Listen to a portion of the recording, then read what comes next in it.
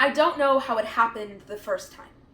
I couldn't have been older than 13, new to the fascinating and previously off-limits world of social media.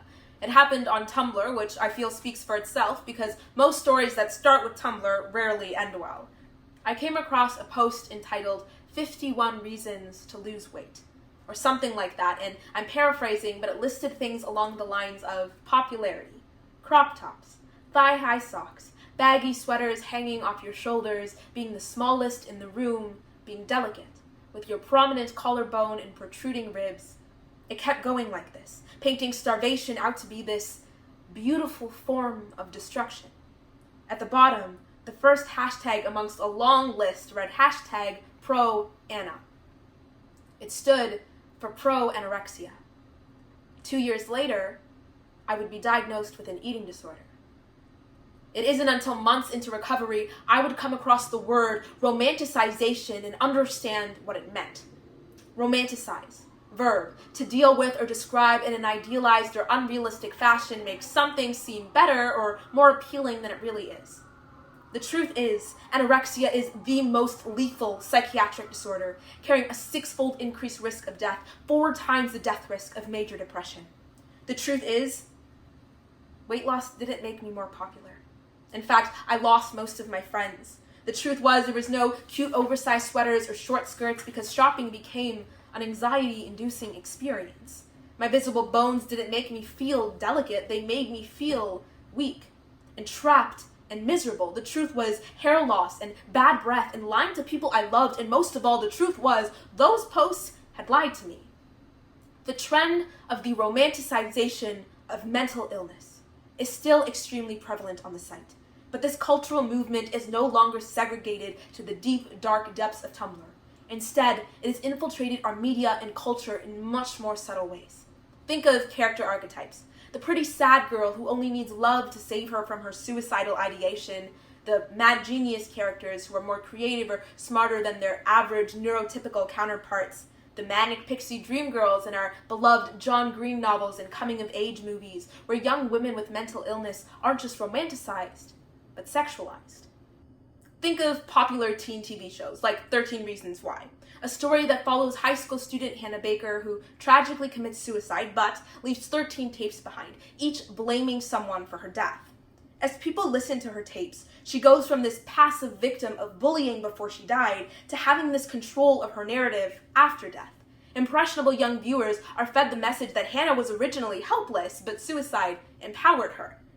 It's not that mentally ill characters cannot be portrayed as talented or beautiful, but media representation is currently telling youth that the benefits of mental illness far outweigh the struggles, telling them that mental illness makes them worthy of being a main character or a love interest, that it makes their story interesting, that it makes them interesting. On TikTok, videos containing hashtags like dissociative identity disorder, ADHD, and autism have billions of views.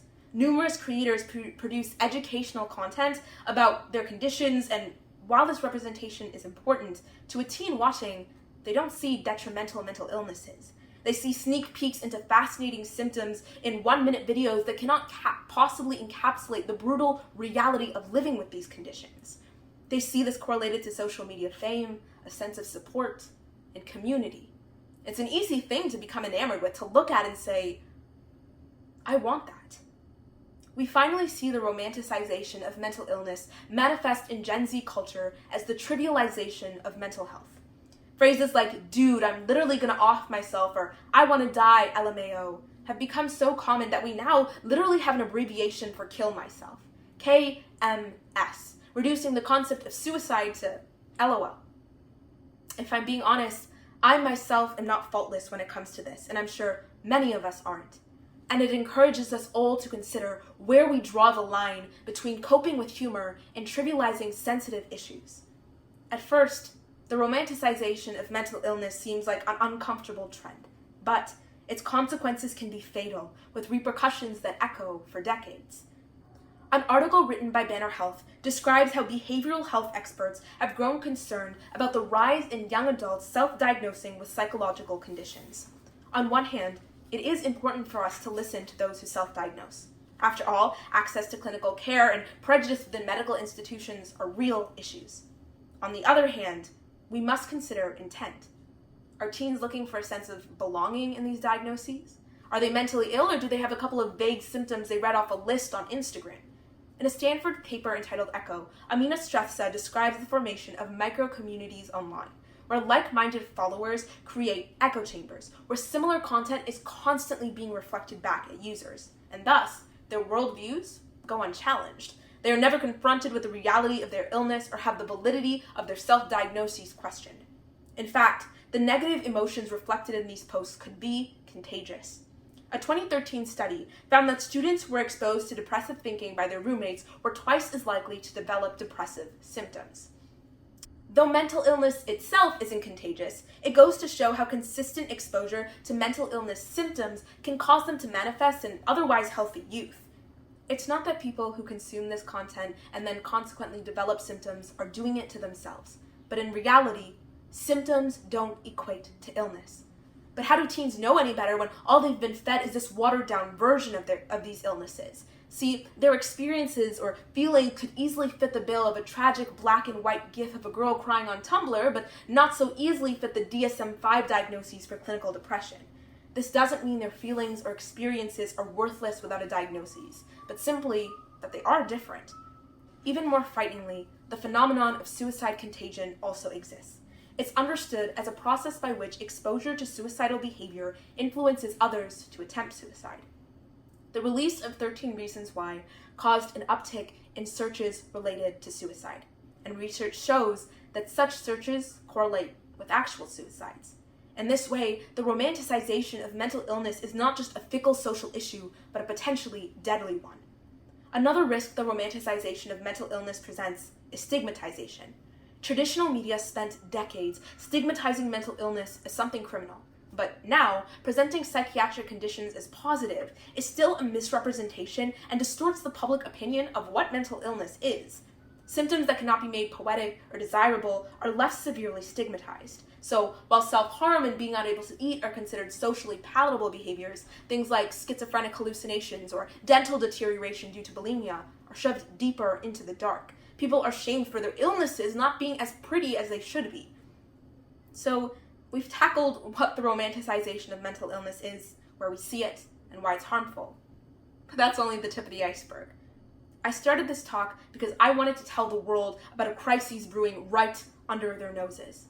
But also because this issue has personally affected me and those I loved, taken precious moments of our youth we will now never get back. I asked myself the question that often arises when tragedy strikes.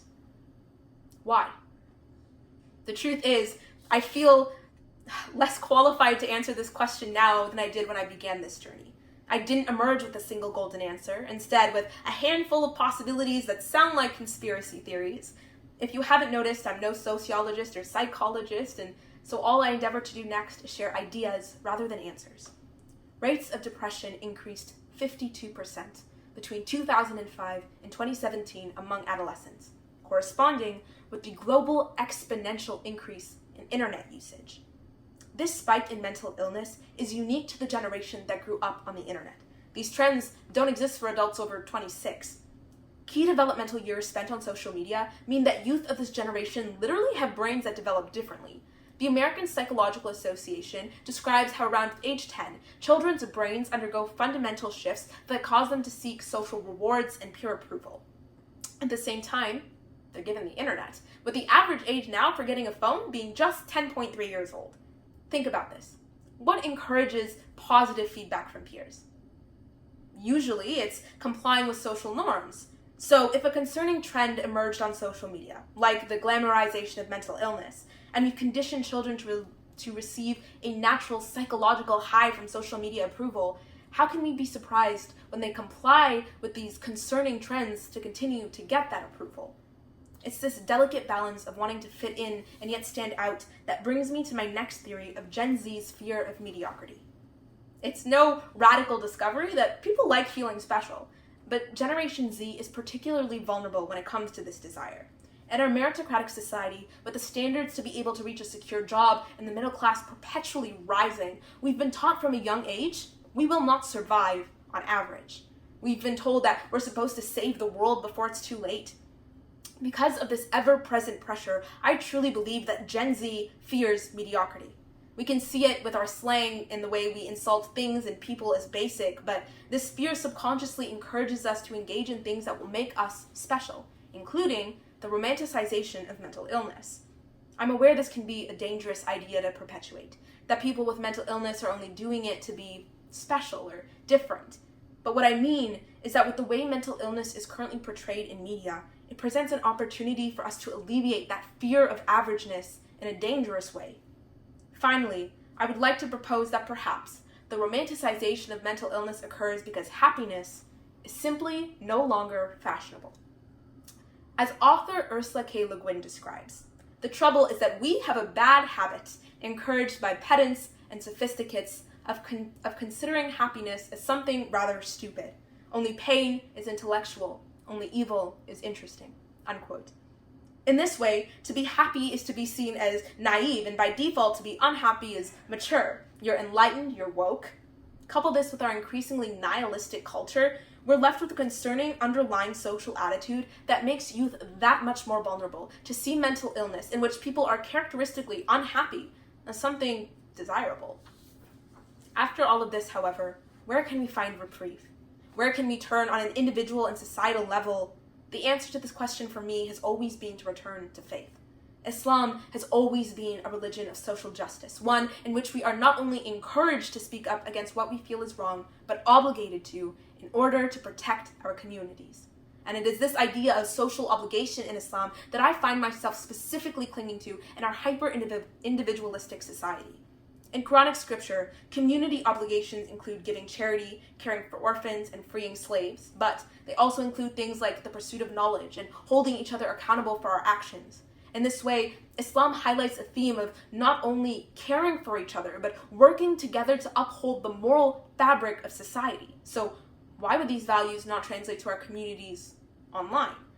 On social media, we forget that we are posting content to be consumed by anyone and everyone. And we have a social obligation to our fellow human beings to think through the subject matter we are subjecting them to consider the impact our attitudes and actions have on the society we are a part of. This is not to say that we should all perpetually fear how millions of strangers will react to our every move online. But it is to say we have more power and consequently more responsibility than we realize. Power people often forget they wield at all and therefore neglect to use wisely. Beyond this needed cultural attitude shift, there is so much more we must do as a society to collectively overcome the sensationalization of mental illness.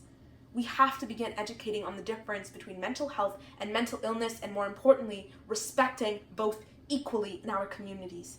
There is no shame in having a diagnosis, but we must explain to teens that they don't need a diagnosis for their experiences or feelings to be valid, and we need to make care more accessible.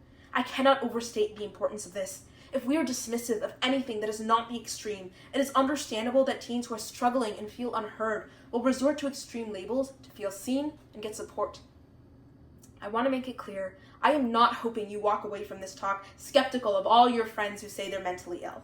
I'm not saying you can't benefit from educational mental health content online or post about your own experiences, and I don't want you to question the validity of your own mental health symptoms.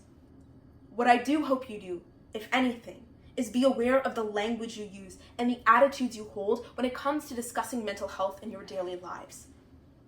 Question the messages of media you're consuming and the content you surround yourself with. Brace yourself for this one, but consider taking a break from social media. But if that seems too radical, you can easily Google how to reset your Explore or For You page. You can take the initiative to select not interested on certain posts and get the algorithm off your back. But in all seriousness, speak to a professional if you are experiencing poor mental health. And remember, your experiences, whether it be with mental health or mental illness, is valid. In conclusion, as the Gen Z kids say, thank you for coming to my TED Talk.